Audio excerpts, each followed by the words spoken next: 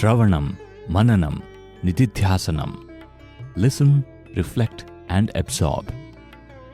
Dear listeners, Sai Ram and welcome to our radio series in which a divine discourse by Bhagawan is played in small parts, and following each part a short discussion is undertaken to reflect on the message.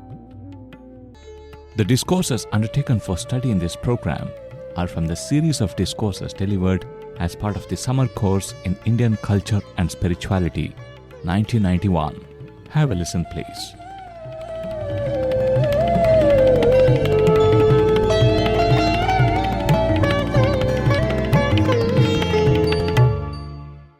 Offering the most loving pranams at Bhagawan's lotus feet.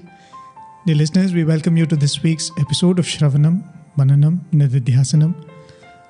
As always, this is Prem from Team Radio Sai. With me is Sai Prakash. We are in the concluding part of the third discourse in the 1991 summer course series. Hopefully we'll conclude it today. It's definitely been a very, very enlightening discourse, at least for me and Sai Prakash. We've learned a lot of new things, and we're really, really grateful to Swami for this opportunity, because I wonder if we would have gone into these discourses in such depth. And of course, we thank all of you for being with us all through these weeks. So before we continue this week's episode, I'll invite Sai Prakash to join all of us. Saram, Sai Prakash. Saram, Prem. Yes, this has been a discourse that has opened up many, many dimensions of our thoughts. The topic itself is Tattvamasi. We thought Tattvamasi was, unidimensional. But with this discourse, we realized that it has many, many layers within it. In a matter of speaking, it's like you have layers in the physical level, in the mental, and in the spiritual level. And Swami has expounded many of these aspects. Last time we came up to a place where Swami was giving a few examples of how there is unity in the entire diversity that we see around us. Right. The nice thing about this discourse is one thing which I always used to feel when listening to Swami's discourses, or randomly read something from Swami's literature. Mm-hmm. There are so many concepts, and many times we can, to an extent, understand those concepts in seclusion. When you take only that, let's say Swami is speaking about bhakti, okay, or Swami is speaking about namasmarana, or Swami is speaking about the path of inquiry. Mm-hmm. We can understand those concepts when we consider them only as a theme which Swami is speaking of then. Mm-hmm. But when you invariably see a discourse of Swami like this one, you would see that there would be a blend of everything. Correct. And even in that discourse, we would either relate to one part of the discourse, or we would different people would say that this was the highlight of Swami's discourse. Correct. I think our understanding of Swami's message will be only complete when we are able to put all of these in their places, and we don't find that anything is out of place, anything is redundant in the theme which is being discussed. Very true. And I think that is something which is so beautifully highlighted in this discourse. As you said, Tattvamasi, the moment we hear it, we think it's very esoteric concept. It's only for those who have mastered the Vedas and probably have come to the end of Veda. That's why it's called the Vedanta. Mm-hmm. But Swami is saying how we experience it every day. Yes. And how this feeling of Tattvamasi, starting from the way we breathe, starting from what we see in nature, everything is united in this concept of Tattvamasi. Just pushing it a little further, something which is beautiful just occurred. This Tattvamasi can be related to the name of our series, Shravanam Mananam Nidhidhyasanam. Right. Okay, because Tattvamasi, if you see Tat, when you are a disciple, when you are in the Shishya Sthan, that you are learning, what do? You listen to the Guru. So that is Shravanam. So you are the student, you are the disciple, you are listening to what he says, and as Swami rightly said, the Shishya has the right to question the Guru, and the Guru has to give the answers. So that is Shravanam. And Mananam.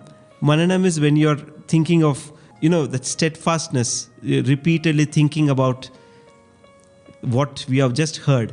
And Nidhidhyasanam is putting into practice. In fact, what Swami said is that Upanishad itself, it says Upa. When you say Upa, it is like processing and studying. It's like gaining that knowledge. with Nishta.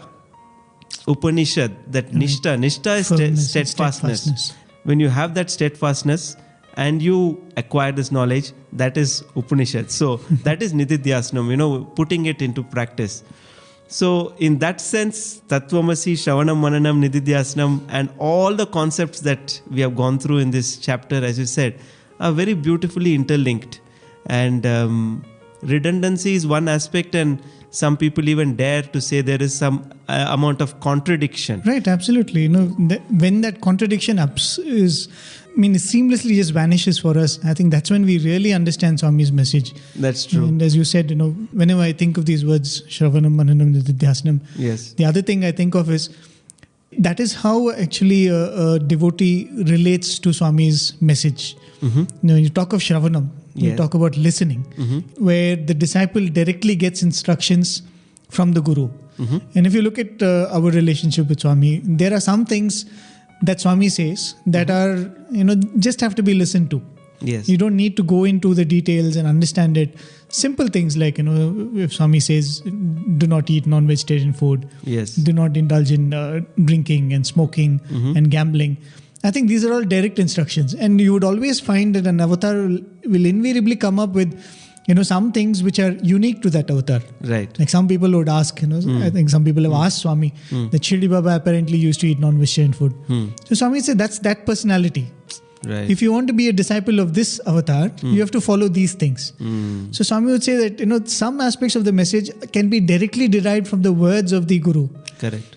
And there are some other aspects of the message which, when you dwell into it, it'll come to you. Like suppose you're in a situation, you're in the office, right, and probably you've not heard Swami speak about how you're supposed to behave with your boss's, son or something like that. But with experience, after having learnt, from Swami, what Swami would expect you to do at that point in time. Right. But of course, the third and the most important thing which Swami would often say is, when you spontaneously, you don't even have to sit and think. There is no dilemma. You choose exactly what is right. Like what is usually said about Yudhishthira. Yes. Like, all the Pandavas were actually very dharmic. But Yudhishthira was called the Dharmaraja, or, the Dharma himself, because he never had any dilemma. Oh, okay. At any point, he clearly knew what was right. The others would, would debate among themselves, and there would be a little bit of argument within their minds at least, and then they eventually would do the right thing. But Yudhishthira was one who would spontaneously always choose the right. I think Nidhidhyasanam is that state where, like Tattvamasi, when you are in that state of complete union, you don't refer to the other's message. Swami is not the other who is giving you the instruction. Becomes one with you. It becomes one with you. Very beautiful. In fact, talking of different layers of meaning and different messages that we get from Swami, somebody even wondered what's happening in Bhagavad Gita. I mean, in the first few chapters, you say, karma is most important. Right. Then you say, what? I don't care about karma. Bhakti is the most important. Right. Isn't it contradictory in the way the 18 chapters come out? And Swami has himself said the first part is karma, then bhakti, then jnana, and the themes are different. I think this was told to me by Professor Venkatraman. Once he was thinking of these concepts, and he was thinking why the Bhagavad Gita is apparently so contradictory in its advice. Okay. You have different themes. Then in one of Swami's discourses, Swami had said, why do you serve so many items to people who come for a marriage? Okay, if your intention is to feed the people, give them a few items. Why have such variety? Okay. Why have 3 types of curries and dal, and then especially the South Indian, you have a huge plantain leaf and ranging from sweet to bitter to sour, so all the tastes. Then Swami said, because amongst the people who come, some of them may like a particular item, and some of them may not like a particular item. But how are you to account for all that? So when you have this wide variety, each one picks up what he likes. All of them lead to the same point. It's like all roads lead to Rome in that way. It's like a center point to which every road leads to. But based on your background, you may pick up any one of them.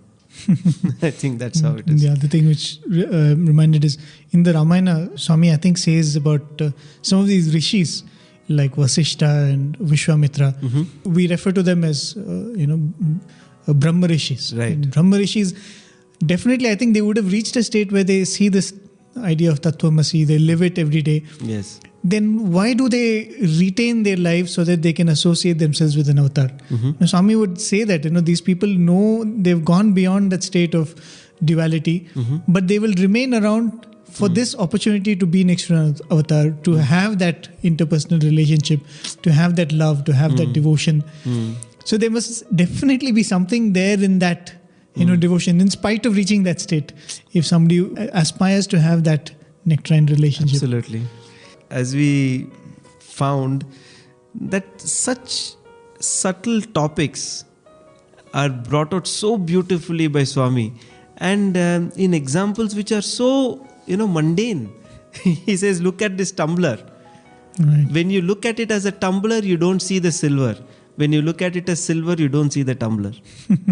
That's it. That same tumbler is standing there all through the day, and it didn't occur to. In fact, later that Swami makes that point, the memory is actually the cause for us to see this duality. Right. I mean, it's because we have it in our head that this is a tumbler. A tumbler performs such functions. It is of this shape. Yes. And, it can be of different varieties. Automatically, when you see it, you relate it. The memory pounces at it and gives it a form and gives it a separate identity. Right. Like I remember a very famous example which one of the thinkers would say that you're sitting in a lounge in an airport. You're seeing hundreds of people walking up and down. You don't have anything to do. So you're just sitting there and you're just observing, very detached, and you're looking at the scene. Right. And suddenly you see somebody who resembles a friend of yours. Okay, the moment you see that, the way you appear, look at that scene changes. Right. So he says, that is what memory does to you. To retain that memory, it's not like you lose your memory and then reach that state. To retain that memory, it's still to see a tumbler as silver and not as a tumbler, not as a form. Right? In fact, just talking about memories, a slight digression. In the book Conversations with Sai Baba, compiled by Dr. Hislop. John Hislop, Right. and these are conversations over the years he has had. There he says, Krishna asks Arjuna, he says, why am I not remembering all the things? He says, what were you doing exactly 42 years or 60 years before today? He says, no, I don't know. But you remember the day when you got married? He says, yes, of course. Then you remember the day when you first met your guru? He says, yes, of course, it was such a beautiful day. Why is it that you remember only certain events and certain dates? That's because you're interested in them. Then Lord Krishna says, I'm interested in everything, so I remember everything. I'm interested in everything, so I remember everything. And there very beautifully, then Dr. John Hislop comments, he says, Swami, it's much like what we see today in this avatar. Then Swami says, it's the same. There is no difference between that avatar and this avatar. It's the same avatar. Right. In fact, I think this is something which Swami had even told one of the teachers when Swami was able to recollect, what students. We've seen that. Swami will see a student and suddenly Swami will tell, hey, your grandfather, something like that, Right. or which place are you from? Swami will say, I visited that place before you were born and all that. So that time when somebody asked Swami, Swami said this. When you have interest, memory will automatically come. And he would say that, when you read something, put as much interest as you can, and you will retain that in your memory. It's like a typical case of somebody utilizing the memory and not the memory utilizing the person. Right. Like in our case, we feel we are at the mercy of memory and the mind. Like the mind gives you a certain recollection at its whims and fancies, but on the other hand, it colors your perception also. Very true. Once you get cheated by, let's say, let's say somebody from a particular country comes and cheats you. Now, every time you meet somebody from that country, you'll be on guard. Exactly. It always happens. I think, Right. as you're saying, at the mercy of memory and mercy of our past. True. So I think we had reached this point where Swami again reiterates this beautiful unity in diversity, where Swami says, Ornaments are many, but the gold is one. The cows may have different colors, but the milk is one. Beings are many, but the God, indwelling God, is one. Castes and values may be different, but birth is one. Visions are varied, God is one. Flowers are different, worship is one. He says we attach too much importance to names and forms and nature and nurture diverse feelings, all in the interests of this short-lived life. So that's, I think, where we... Right. I think we'll go ahead with the next clip in that discourse. ఇంకా ఒక చిన్న ఉదాహరణ. There is another small example. జాగ్రత్త అవస్థ యందు మనం ఎన్నో దృశ్యములంతా చూస్తాం. In waking state we see so many ఎన్నో అవస్థలను అనుభవిస్తాము. We pass through different situations. కానీ నిద్రావస్థలో పోయినప్పుడు, But in deep sleep state, సర్వము సమస్త పదార్థములను మనకు మనమే సృష్టించుకుంటాం. we create everything ourselves. తనను తానే సృష్టించుకుంటాడు. He creates himself. కష్ట సుఖములు కూడా తానే సృష్టించుకుంటాడు. He creates the pleasure and pain. జగత్తునంతా తానే సృష్టించుకుంటాడు. He creates the whole world. అందులో తాను బంధితుడవుతాడు. He is bound there. కానీ పరిపూర్ణ సుషిప్తి అవస్థలో పోయేటప్పటికీ అన్నింటినీ మర్చిపోయి నిశ్శబ్దంగా తాను ఒక విధమైనటువంటి సమాధి స్థితిని పొందుతాడు. But in a deep full sleep state that he attains that state of జాగ్రత్తలో fullness. అనుభవించినటువంటి వాడు తానే. He is this very same one in the waking state. స్వప్నావస్థ లోపల సృష్టించుకున్నవాడు తానే. The one who created in the dream state is the same one.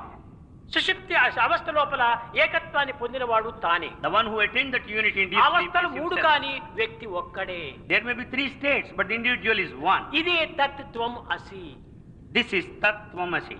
అనగా ఈ మూడు కాలములు ఎందుకుడను, In all the 3 times, మూడు అవస్థల ఎందుకుడను, in all 3 states, మూడు స్థితిగతులు ఎందుకుడను in 3 positions, అనుభవించిన వ్యక్తి ఒక్కడే. the experiencer is one. అదే విధముగానే మానవత్వం అనేటువంటిది ఈ దేహధారిగా ఉండినంత వరకు కూడాను ఇది మానవత్వమే మనకు అర్థమవుతుంది. Therefore, in the human life, so long there is this body, we can understand as human beings. మానవత్వాన్ని మాత్రం మనం గుర్తించుకుంటూ ఉన్నామే కానీ మానవతా గుణములు మనం గుర్తించుకోవటానికి ప్రయత్నించడం లేదు. We are understanding the human body, but we are not understanding human values. మనము మనము ఈనాడు సాధించవలసినటువంటివి, ఈనాడు అర్థం చేసుకోవలసినది మానవతా గుణములు. The first thing that we should understand and accomplish are the human values. ఎన్ని పదవులు ఏరినా, ఎన్ని విద్యలు అభ్యసించినా, ఎన్ని విధమైనటువంటి యొక్క ఘనతకు చెందినా మనము ఉండవలసినది, సాధించవలసినది మానవత్వం. You may make use of any number of words, you may acquire any types of knowledge, you may occupy any ఈ position, but you should మానవత్వము understand అనేటువంటి human values. ఇది అభివృద్ధి కావాలంటే ఒక ఆధ్యాత్మిక వాతావరణం నందే అభివృద్ధి అవుతుంది. The human values can develop only in spiritual atmosphere. ఒక విత్తనము తెచ్చి టిన్నులో పెట్టి నీరు పోస్తే ఆ విత్తనం కుళ్ళిపోతుంది. When you bring a seed and keep it in a tin and keep water there, it decays. కానీ ఆ విత్తనంని భూమిలో నాటినప్పుడు అది వృక్షంగా రూపొందుతుంది. But the very same seed when sown in the ground, it develops. కనుకనే మానవత్వము అనేటువంటిది కేవలము ఈ లౌకికమైనటువంటి యొక్క దీని యందు ఉంచినప్పుడు అది అభివృద్ధి కాదు. Therefore, the human nature, when it is spent in the worldly ఈ pleasure, లౌకిక it doesn't భౌతికమందు develop. ఈ యొక్క మానవత్వం అనేటువంటిది ఏమాత్రమూ అభివృద్ధి కాదు. In this physical world, the human nature shall never develop. ధార్మిక, నైతిక, ఆధ్యాత్మికమునందే ఈ యొక్క మానవత్వం అనేటువంటిది అభివృద్ధి కాంచుతుంది. The human value will develop only in dharmic, the moral, the ethical fields కనుక only. ఈనాడు విద్యార్థులు అభివృద్ధి గావించుకోవాల్సినటువంటిది మానవత్వం. Therefore, students should develop this human quality. ప్రతి మానవుడు కూడాను మానవత్వాన్ని పొందాలి. Every man should have this quality. మానవత్వాన్ని అర్థం చేసుకోవాలి. Everyone should understand. కేవలము శారీరక సంబంధమైనటువంటి బంధవ్యములను, కేవలము బాంధత్వమును, కేవలము ఒక బంధుత్వమును మాత్రమే అభివృద్ధి గావించుకోవటం సరికాదు. It's not appropriate to have body relationships and associations thereafter. ఇది కేవలము శారీరక సంబంధమైనటువంటి బంధుత్వమే. This merely body relationship. పుట్టక పూర్వము ఎవరు తల్లి, ఎవరు బిడ్డ. Prior to your birth, who is the mother and who is the child? పెళ్లి కాక పూర్వము ఎవరు భర్త, ఎవరు భార్య. Prior to the marriage, who is the husband and who is the wife? ఇవన్నీ మధ్యలో చేరినటువంటివి మాత్రమే. They have come in between. ఇవన్నీ passing clouds. They are just passing clouds. ఇలాంటి నిమిత్తమై మనము ఏమాత్రం కూడా మనం వెరవకూడదు, ఏ విధమైనటువంటి దుఃఖములకు అవకాశం అందించకూడదు. We should never fear for all these things and should never suffer any pain for these ఇవన్నీ things. సంయోగ వియోగములతో సంభవించేటువంటివి. They come because of association and dissociation. జీవితం అంతా కూడాను సంయోగ వియోగ సంకర్షాత్మకమైన మహోత్తాల తరంగమైన సాగరము. This life is because of association, dissociation, something like waves in an ocean. మనం ఎన్నెన్నో ప్రయత్నాలు చేస్తున్నాము. We make so many efforts. నిత్యము మనం ఆశించవలసిన ఎన్నో ఆశిస్తున్నాము. We aspire for several things in every day. నిర్వికామ కృషిచే, నిరంతర తాపత్రయములచే, అంతులేని ఆశలచే, అర్థం కాని ఆవేదనలచే, అప్రాప్త రూపమైన ప్రాప్తి కోసము ఆశలపడి అంతులేనటువంటి యొక్క దుఃఖమునకు గురి అయిపోతున్నాము. With all the earning and we make efforts, we also suffer with so many of the desires in this world. కనుక ఈ అశాంతికి గురి అయినటువంటి మానవులకు చక్కని మార్గమును చూపేటువంటి దీపికలే ఆధ్యాత్మిక జ్యోతులను విశ్వసించాలి. The spiritual lights are the proper lights that would show the proper path to a person who lost peace. ఆధ్యాత్మికమైనటువంటిది నశిస్తే భారతదేశమే నశిస్తుంది. When once the spirituality is lost, the Indian culture is also lost. Culture ఇండియానే India is lost as such. కనుక ఆధ్యాత్మికమైనటువంటిది నశించకుండా మనం చూసుకోవాలి. So we should see that spirituality will never lost. భారతదేశం అంతా కూడా ఆధ్యాత్మిక పైన ఆధారపడి ఉంటుంది. The whole India is based on spirituality. రాశారు ఇండియన్ కల్చర్ అండ్ స్పిరిచువాలిటీ అన్నారు. It's written there, Indian culture and spirituality. Culture spirituality రెండు వేరు కానే కాదు నా ఉద్దేశంలో. According to Swami, culture and spirituality are not different. Spirituality ఒకటి ఉంటే కల్చర్ అందులోనే లీనమైపోతుంది. When once there is spirituality, culture merges there. Spiritual and culture అని అంటున్నాము, ఇది చాలా వేరు చేయకూడదు. We say spirituality and culture, you should never separate spirituality them. ఉండినప్పుడు సమస్త సంబంధమైనటువంటి ధర్మములు అందులోనే లీనమవుతాయి. When once there is spirituality, you find all paths of అది righteousness లేక there. కేవలం కల్చర్ కల్చర్ కల్చర్ అంటే ఏమిటి కల్చర్ ఇది? Without meaningless spirituality. Culture. Without spirituality, what is the fun of calling culture culture? Culture అంటే సంస్కృతి. The culture meant Samskriti. సంస్కృతి అనగా సంస్కరింపబడినటువంటిది సంస్కృతి. Samskriti meant that which is refined. ఏ విధంగా సంస్కరింపబడింది? How is it refined? స్పిరిచువాలిటీతో సంస్కరింపబడింది. It is refined only through spirituality. స్పిరిచువాలిటీనే లేకపోతే దానికి సంస్కారమే లేదు. Without spirituality, it can never be refined. సంస్కారమే లేకపోతే సంస్కృతియే లేదు. Without refinement, there cannot be culture. కనుక మొట్టమొదటి సంస్కారం కావాలి. Therefore, first thing is samskara. సర్వ సంస్కార స్వరూపమైనటువంటిదే spirituality. Spirituality is the combination of అదే all ఆధ్యాత్మికము. samskaras. That is ఆధ్యాత్మికం. అట్టి ఆధ్యాత్మికమైనటువంటిది మానవుని యందు ఈనాడు పూర్తి క్షీణించిపోయింది. Such spirituality is absent in man completely. ఆధ్యాత్మికం అంటే హాస్యాస్పదమైపోతుండాలి. Spirituality has become ridiculous today. అవును, మరి ఆధ్యాత్మికము హాస్యాస్పదమే.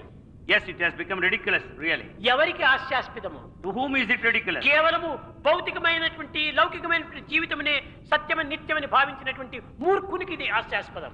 It's really ridiculous and a matter of fun to the one who believes the real physical world only, taking it as the permanent one. ఇది భౌతికము లౌకికము కేవలం అనిత్యమైనటువంటి passing clouds అనేటువంటి సత్యాన్ని విశ్వసించినటువంటి వానికి ఆధ్యాత్మికము గొప్ప శోభైనటువంటి మణి వంటిది. అదే అతనికి ఆభరణము. The one who thinks this world is something like passing clouds, it's momentary and ephemeral and transient, అట్టి he wears the ఆభరణాన్ని value of spirituality. ధరించాలి ఈనాటి మానవుడు. Man should wear such precious jewel of spirituality.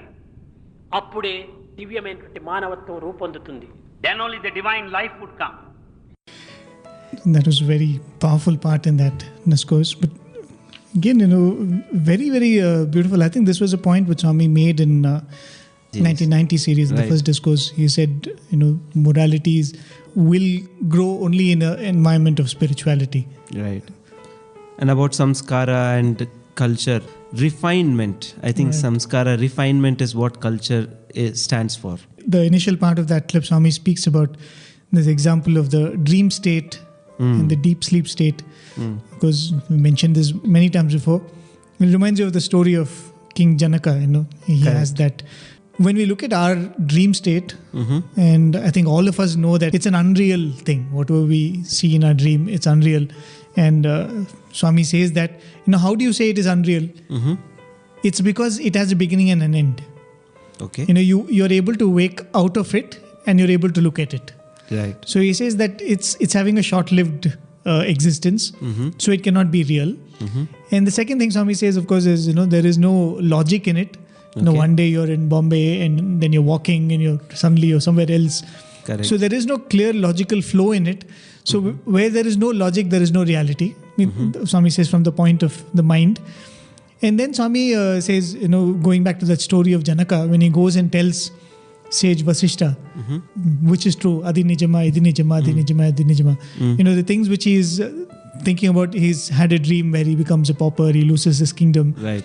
And Vasishta asks him, do you feel the pain that you felt in the dream now? So he says, no, I don't feel it.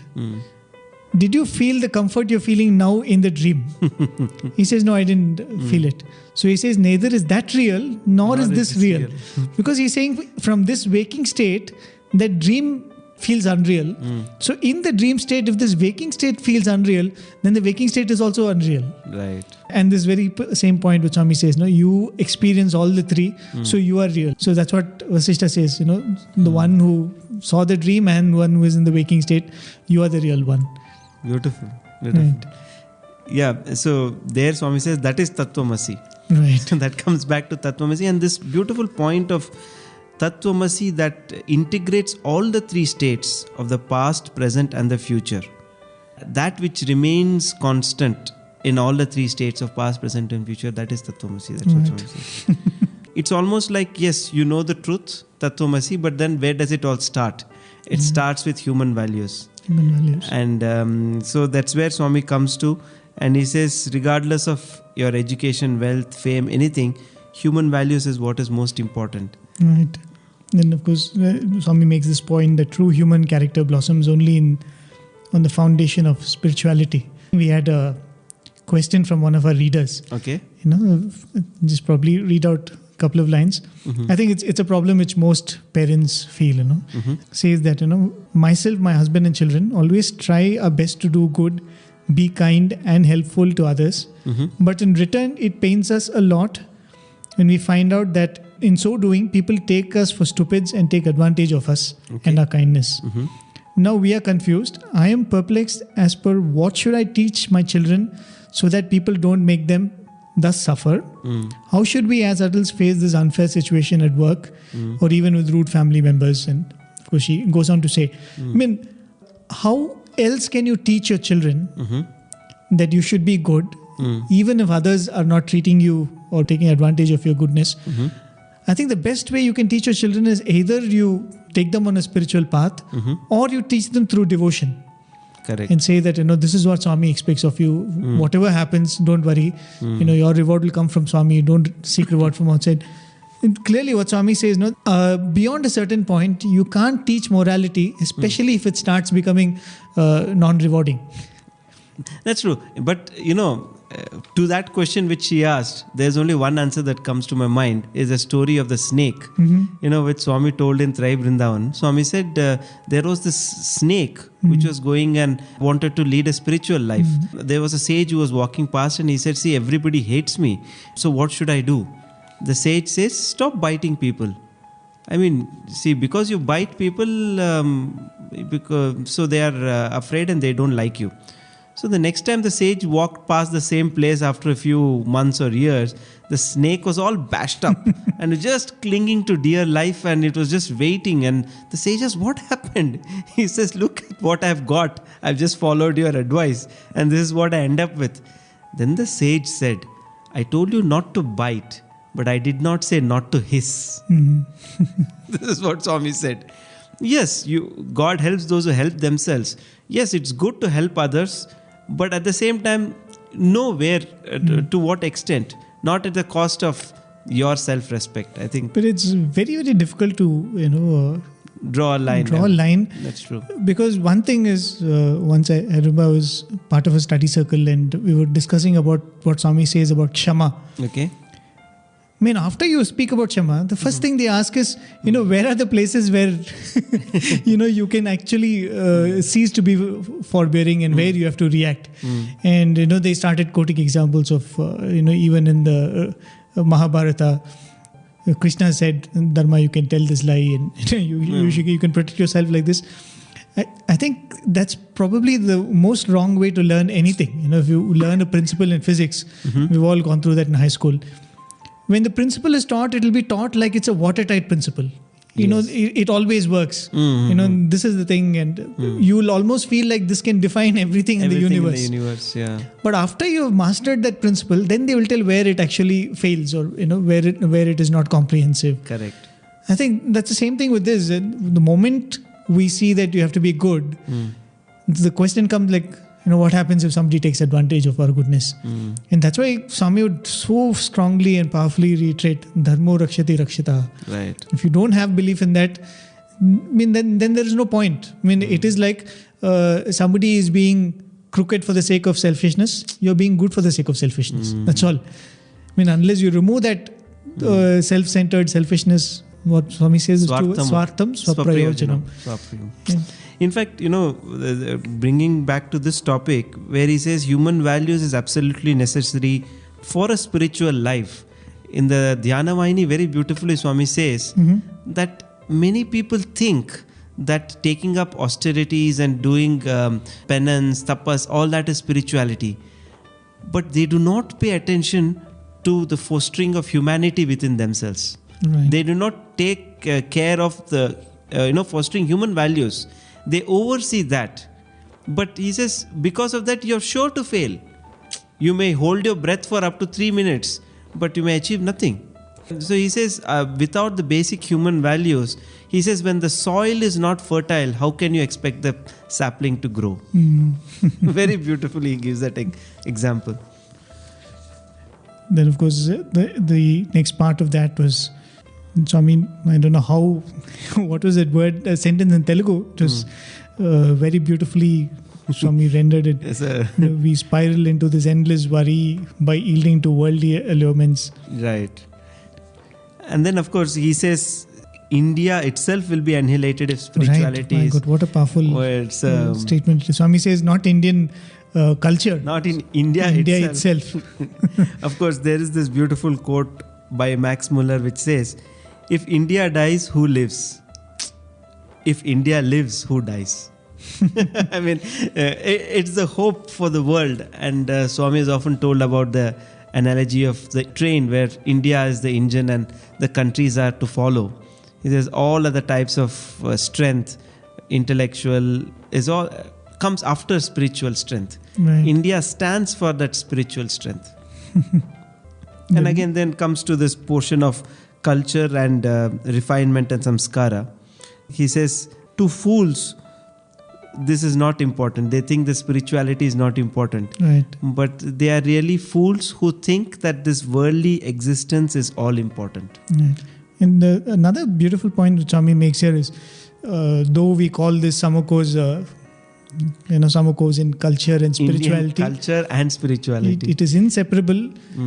I think very beautiful point. Swami says culture is a subset of spirituality. Right. When your pursuit is spiritual, automatically that sentence was very beautiful. Culture is an aspect of spirituality. Right. Where Swami says, with spirituality, all arts and sciences acquire a new light and a positive direction. Correct. What a profound sentence that is. Swami says that when the pursuit becomes spiritual, expression can be anything.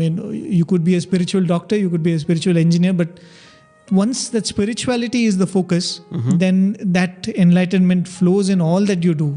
And automatically it's culture. As Swami would say, what is culture? That I should not hurt the person in front of me. You speak lovingly. When you go and help a person who is in need, you see an elderly person struggling with luggage, you go and help them. So all this is culture. All this will come when spirituality is the basis. Very true. Automatically that feeling of empathy, that the Chinnakatha which Swami says about that sage who runs to save that calf which is caught up in that puddle. He says, I didn't save the calf. I was only saving myself of the grief. That's the beauty of, I think, Indian culture, as we were saying, that the sages whom we speak of as those who are in that state of Tattvamasi were always serving the society. Exactly. They were always, giving up their lives in the service to society. In fact, Swami often says this Tyaga Bhumi, Punya Bhumi, Yoga Bhumi, how he extols the Indian culture and traditions. In fact, in another place where Swami mentions, when Alexander was coming, his guru, that is Aristotle told him, when you go to India, you get me only 3 things. He says, get me the water of Ganges. And he says, get me some dust of the holy land of Bharat. And get me a copy of the Bhagavad Gita. Oh. This is what Swami has told. He says, that is the glory of our culture. that it attracts people from all over the world, know those who are in sync with it, know its value. And they look up to India for this ancient wisdom. I mean, it's a very, very fascinating story. This Alexander's, and I've heard another speaker explaining that imagine Alexander is coming all the way from Macedonia in Greece. Right. He's one of the first kings to win over that Persian region, one of the first European kings. And he has amassed wealth, but all through, everybody is talking to him about the glory of the land on the other side of the Indus. Right. They're saying it's the richest land. It's so glorious. It's a different land. Its spirituality is. He's heard all this, and finally he comes and a beautiful point which is made is, who is a good leader? Okay. A good leader is one who has a vision, who has a certain purpose, and who has the ability to transfer that vision and purpose to his followers. Right. The same zeal with which he is pursuing his goal, he is able to make his followers and those working under him to follow it with the same zeal. And they say that's what Alexander could do. Okay. Because his army, though small, was very, very devoted to him, and they all shared that passion which Alexander had. And they say that finally when they come to India, they find these innumerable number of sadhus who have nothing in their possession, who are absolutely living a life of happiness which these people can't imagine. Right. And one of the accounts, historic accounts, says that many of Alexander's men start interacting with some of these sadhus. Okay. In small groups, in camps and all that. And that is why they lose interest in pursuing their conquest any further. Oh. That's why they start revolting and they all turn back to Greece. They say that, what is the whole point? You're grabbing and suddenly you come across people who have nothing, And but who so are 10 happy. times, 100 times more happier than you. Beautiful. Right. So I think, shall we go to the last clip in this discourse? Yes. I think with this we'll conclude this discourse. విద్యార్థులారా, మన యొక్క భారతీయ సంస్కృతి అనేటువంటిది ఇట్టిది అట్టిదని వర్ణించడానికి వీలు కాదు. Students, Indian culture cannot be described either this way or that way. ఇది అన్ని జాతుల వారు, అన్ని దేశీయులు, అన్ని రకమైనటువంటి వర్ణముల వారు కూడాను దీనిని ఎంతో వర్ణించుకుంటూ వచ్చారు. People of different nationalities, castes and creed described Indian culture in various ways. ఇందులో ముస్లిం మతమునకు సంబంధించినటువంటి Babur, Here, Babur belonged to Islamic faith. అతను భారతీయ సంస్కృతి పైన గొప్ప విశ్వాసం. He has full faith on Indian culture. అతను తన కుమారుడైనటువంటి హుమాయూను భారతదేశమునకు మొట్టమొదట అతను రాజుగా వచ్చాడు. His son, the Humayun, he came as the first king. దానికి బాబర్ చాలా ఆనందించాడు. Babur was very happy about it. ఆనందించి ఆ యొక్క హుమాయూన్కు ఒక పెద్ద లెటర్ రాశాడు. Feeling very happy about it, he wrote a long letter. హుమాన్, నీవు ఎంత అదృష్టవంతుడవో, ఇలాంటి అదృష్టవంతుడైనటువంటి పుత్రుడు నా గర్భమునందు పుట్టడము నేనెంత అదృష్టవంతుడును. Dear son, you are very lucky. Having begotten you, I am also equally lucky. పవిత్రమైనటువంటి భారతదేశానికి, The sacred India, సమస్త మతములకు సమన్వయం గావించేటువంటి భారతదేశానికి, that which integrates all religions, అనేకత్వంలోని ఏకత్వాన్ని నిరూపించేటువంటి భారతదేశానికి, that India which proves the unity in diversity, సర్వమతముల సారమైనటువంటి యొక్క భారతీయ మతం యొక్క సారమునకు, the Indian religion which is the essence of all religions, నీవు చక్రవర్తి కావటము ఎంత అదృష్టవంతుడవోయి. you being the emperor of that country, how lucky you are. అయితే ఈ అదృష్టాన్ని నీవు నిలబెట్టుకో.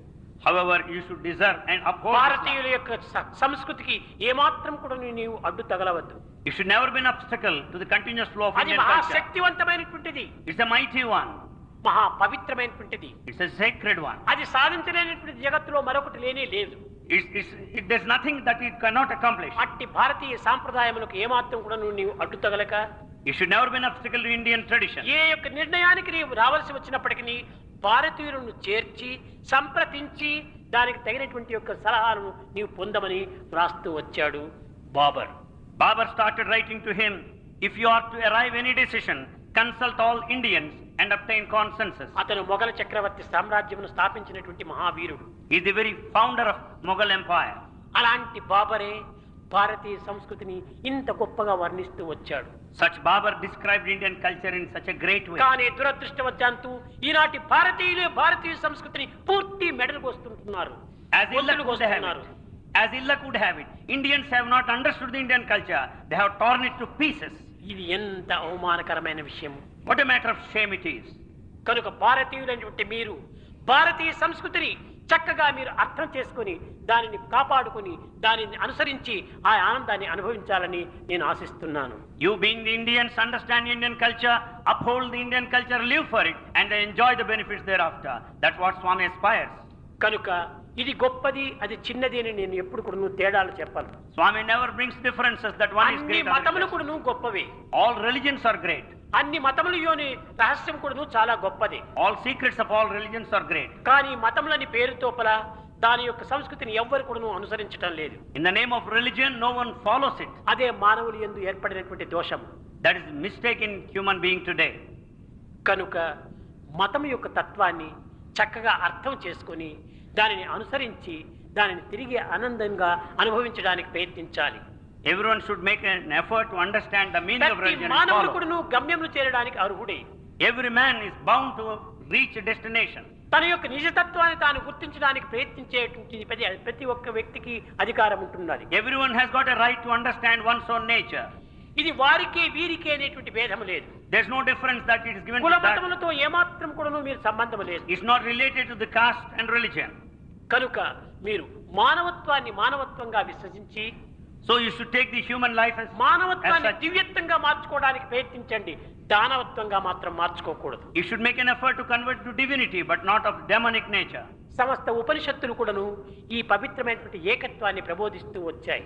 All Upanishads propagated the principle of unity. ప్రతి మానవుడు కూడాను ఈనాడు భోగమును మాత్రమే అనుసరిస్తున్నాడు కానీ ఆశిస్తున్నాడే కానీ త్యాగమును మాత్రం ఆశించటం లేదు, అనుసరించటం లేదు. Every man desires prosperity and the wealth, but he does not think of sacrifice today. త్యాగము అత్యవసరము. Sacrifice is most ఇదే important. వేదము చెప్పినటువంటి న కర్మణ న ప్రజయా ధనేన త్యాగేనైకే అమృతత్వ మానసు. It is declared in Veda that the eternity is only possible because of ఈ sacrifice. త్యాగమునకు ఈ భోగమునకు ఉండినటువంటి ఒక సంబంధ బాంధవ్యాన్ని రేపటి దినం మనం ముచ్చటించుకుందాం. Tomorrow, the relationship between the sacrifice and prosperity can be discussed. That part Swami spoke so inspiringly about Indian culture and started off with the first Mughal emperor Humayun and Babur's advice to Humayun. The very fact that the British could come here and think that this is one land which we can conquer, then there was something which was binding this land. Of course, there were many kingdoms. Of course, there were many royal houses, but there was something, as Swami says, there's that culture of this land which bound this country as one country in spite of having so many monarchies ruling the land.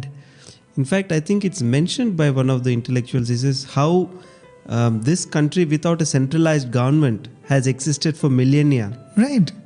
It's because of the culture of the people. Very true. In fact, when we look at the ancient, this practice of the Ashwamedha Yaga, Swami speaks about it when he speaks about Dasharatha performing it and Rama performing it and Yudhishthira performs it. That time actually, I think in Bhagavad Vayani it is there, where Krishna gives an advice why he should do the Ashwamedha Yaga. Okay. Because Yudhishthira is not interested in ruling anybody else's kingdom and all that. And that time Krishna tells him that no, this is actually an establishing of a dharmic superpower. Okay. So he says you don't have to rule over them, but you force them to accept you as an overlord, as a Chakravarti, and you say that if there is any adharma, I have the authority to come and question. Right. So it is a concept, you are allowed to rule your kingdom. It is your kingdom, it is your people, you have it. But there is a Chakravarti who, binds the entire land in a dharmic bond. It's not in superiority or in power. Beautiful. And, all the process of acquiring that kind of military power was only to ensure that the culture and, the righteousness of the land was established. Swami would say that the duty of the king, they had a totally different set of rules. I mean, somebody at that post, he wouldn't look at dharma the way a normal man would look at. Their rules of dharma are totally different. Right. They have to put the safety of the kingdom above everything else. Right. And here Swami says how Baba told Humayun that you should encourage them and then take their advice and make them a part of your decisions. And the way he highlights what are the things which make this culture stand out. The unity and diversity, Yes. the acceptance of all forms of worship, the tolerance of all religions. Right. And he says, whatever you do, ensure that these are the main fabric of this culture. Ensure that you don't disturb this. Right. In fact, Sanatana Dharma, as Swami would often say, here, of course, the Hindu religion, but it's more of Sanatana Dharma. I think Swami has mentioned it in many places that Satya, Dharma, Shanti, Prema are the pillars of Sanatana Dharma. And in fact, they are the pillars of every religion. Right. Every religion finally bases itself on these values. And so, in essence, it is one approach. It is one approach to understanding, that is Sanatana Dharma. Yeah, and Swami makes that point here. He says, people are ready to fight in the name of the religion, but they're not ready to follow the important teachings of the religion. Exactly. And he says, if you start following the teachings, you will have no time to fight, and you will not be fighting over the differences which the religions have. Then Swami says that, of course, I never say that one religion is greater, another is not. And I think that's one of the quotes of Swami which has impressed a lot of people. Right. Whether they're devoted to Swami or not. What Swami says, I've not come to convert you to any religion, to any cult or any group. I have only one endeavor, to make every Christian a better Christian, every Hindu a better Hindu. Very, very profound statement. Yes. Swami says that there is goodness. I think in another discourse, Swami says the basis of every religion, every religion started either as a reformation of a religion which was already there, or people were losing track and they needed a new master and a new set of rules to enthuse them. So the intention of every religion was always good. Very true. And it was also based on, I think, the social environment in which it grew. Right. When people started seeing it more as a textbook of do's and don'ts, then that's where it started drifting off from the actual spirit in which things were said. Right. And even as Swami is speaking here about Indian culture, we're really tempted to read a small portion from the speech which Swami Vivekananda gave. The first speech which he gave, starts by saying, "Brothers and sisters of America." It's very famous. Yes. But in that conference, he actually gave a few other speeches, which are equally powerful and profound. And I mean, if I sit and write down a speech, I probably wouldn't have, would never manage to write a speech like this. What choice of words, what power in the thing. And just a couple of lines. He starts one of his talks like this: "Is man a tiny boat in a tempest, raised one moment on the foamy crest of a billow and dashed down into a yawning chasm the next, rolling to and fro at the mercy of good and bad actions? A powerless, helpless wreck in an ever-raging, ever-rushing, uncompromising current of cause and effect, a little moth placed under the wheel of causation which rolls on crushing everything in its way and waits not for the widow's tears or the orphan's cry? The heart sinks at the idea. Yet, this is the law of nature. Is there no hope? Is there no escape?" was the cry that went up from the bottom of the heart of despair. It reached the throne of mercy, and words of hope and consolation came down and inspired a Vedic sage. And he stood up before the world and in trumpet voice proclaimed the glad tidings, "Hear, ye children of immortal bliss. Even ye that reside in higher spheres, I have found the Ancient One who is beyond all darkness, all delusion. Knowing Him alone, you shall be saved from death over again. Children of immortal bliss." Ah, what a sweet, what a hopeful name. My goodness. Oh, beautiful. No, he says, that just that children of immortal bliss, he says that gives so much hope. Right. Instead of saying, "Oh, ye sinners," he says, "Children of immortal bliss." He says, what a fresh breeze. I'm just wondering whether that paragraph was in English in the first place. It was delivered in English. I mean, I'm just saying when you read it, it takes time to comprehend what is spoken. It's a spontaneous talk. My God. Unbelievable, really. Really. And I think it's the same with all the masters. When it just comes to them, the knowledge just comes through them. It comes through them to the world. That's it. The reason I read this is when Vivekananda presented this image of India. Yes. He says this is what we are taught to believe from our childhood. Right. We are taught to believe that you are potentially divine. You know, when you're Yes. talking about Tattvamasi, he says from birth we are told that is your goal. You have to become divine. You're not a weakling. As he says, no, you're not a boat which is being tossed by the waves and crashed against the rocks. I mean, you're not that, but if you're going through that, then ask yourself what you're supposed to do.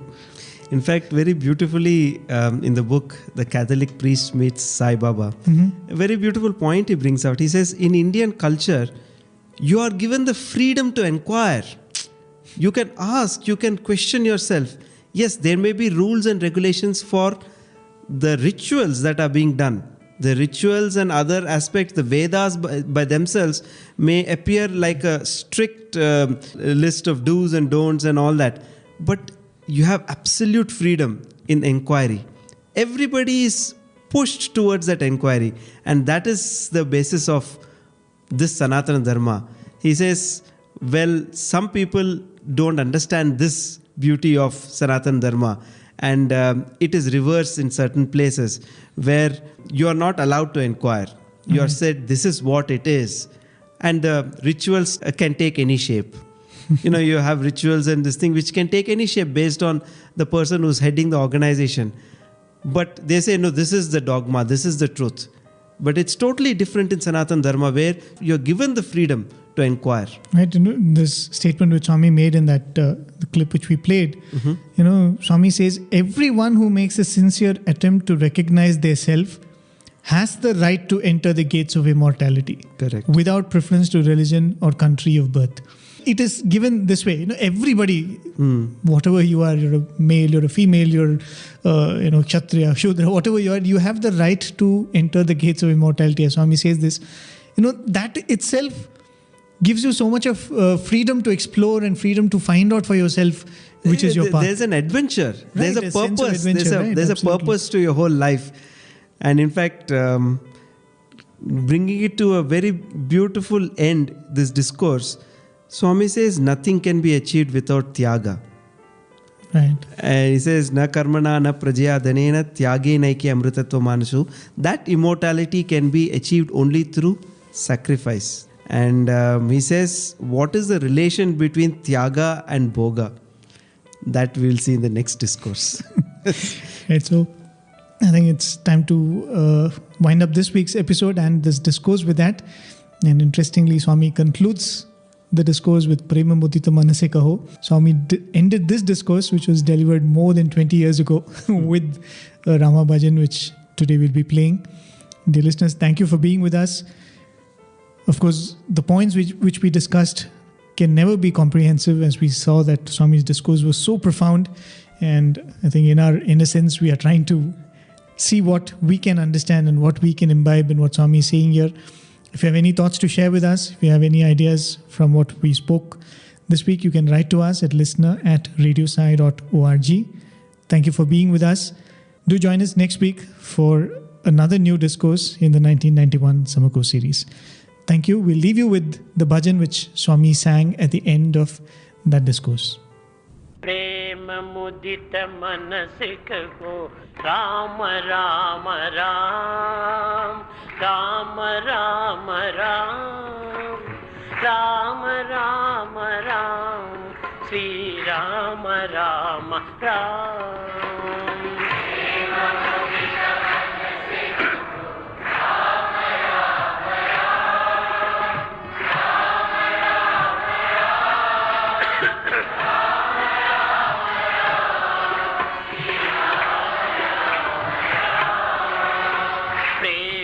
Mudita manase kaho Rama Rama Ram Rama Rama Ram Rama Rama Ram Sri Rama Rama Ram.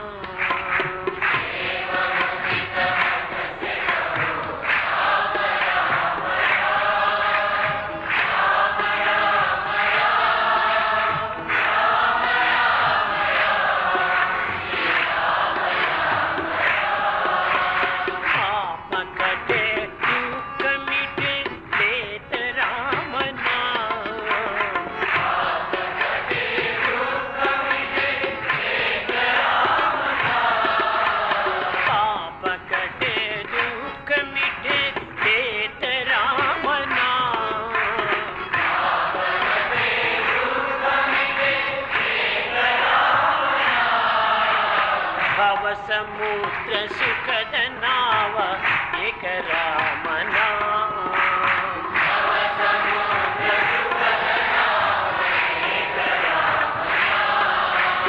परम शांति सुख निदान दिव्य रामना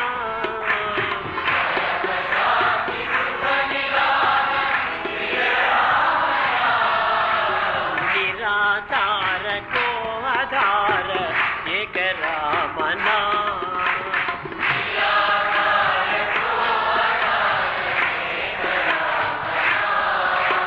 माता पिता बंधु सखा सब ही रामना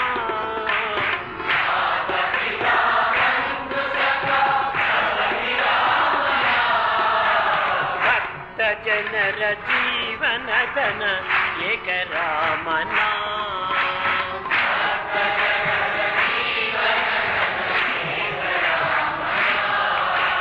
भक्त जनर जीवन धन एक रामना